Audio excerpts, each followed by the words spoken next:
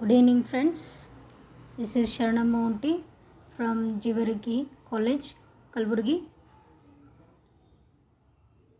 Here we are discussing about the separation and of real and imaginary parts in the complex variable session. In this complex, we know that it is in the form of z is equal to x plus iy.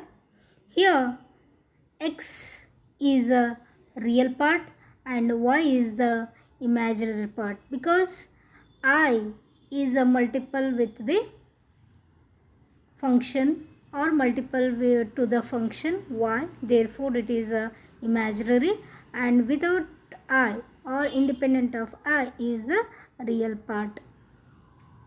The separation of a complex number of a function means to express it is in the form of alpha plus I beta or x plus I. You can take any one.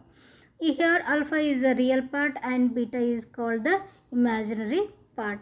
If we have a fraction where both numerator and denominator are complex function, then we shall always make the denominator real by multiplying the and dividing by the complex conjugate.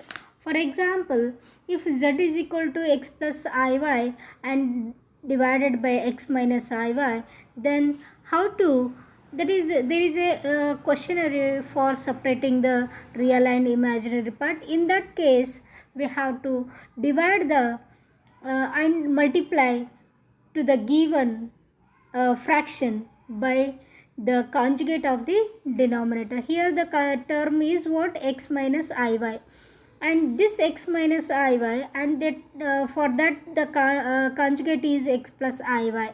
If you multiply with that term x plus iy divided by x minus iy into x plus x minus iy divided by x minus y, we will get it is x plus I y whole square divided by x square minus I square y square. I square we know that it is the value, it is minus 1. So x plus iy whole square divided by x square plus y square.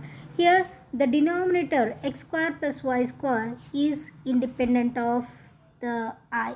So that means converting the complex number to the real number by multiplying and divide by the denominator conjugate term to the given fraction. Then we will separate the terms into real and imaginary part. For the above x plus iy whole square, it is a plus b whole square formula. We will get it is x square minus y square plus 2 times of I into xy. So x square minus y square divided by denominator term x square plus y square plus I into bracket 2 xy divided by x square plus y square. There we can see the real and imaginary parts.